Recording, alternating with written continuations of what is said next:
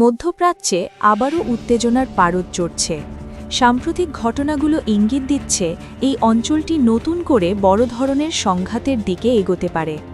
যুক্তরাষ্ট্র তাদের শক্তিশালী উপস্থিতি দেখাতে একাধিক বিমানবাহী রণতরী মোতায়েন করেছিল এই অঞ্চলে।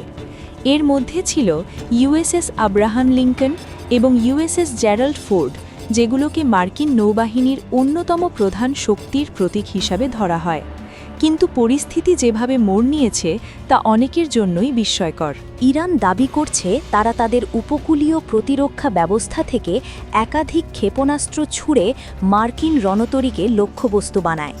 তাদের বক্তব্য অনুযায়ী এই আঘাতের পর মার্কিন বাহিনীকে কৌশলগতভাবে পিছু হটতে বাধ্য হতে হয়েছে।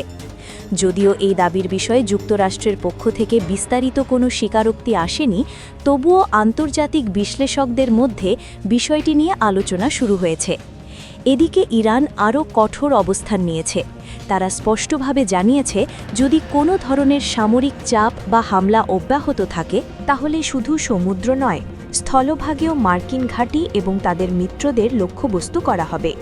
এই উত্তেজনার মধ্যে বাহরাইনে অবস্থিত মার্কিন পঞ্চম নৌবহরের ঘাঁটিকে ঘিরেও হামলার খবর ছড়িয়েছে।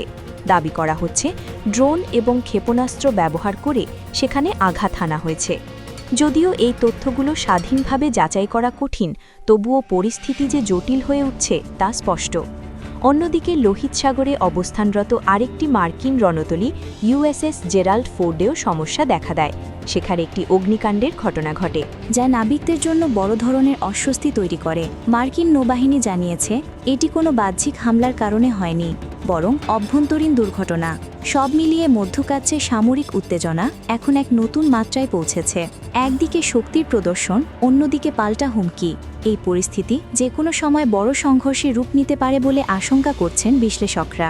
এখন প্রশ্ন হলো, এই উত্তেজনা কি কূটনৈতিক পথে কমানো সম্ভব, নাকি বিশ্ব আবারও বড় এক সংঘাতের দিকে এগোচ্ছে?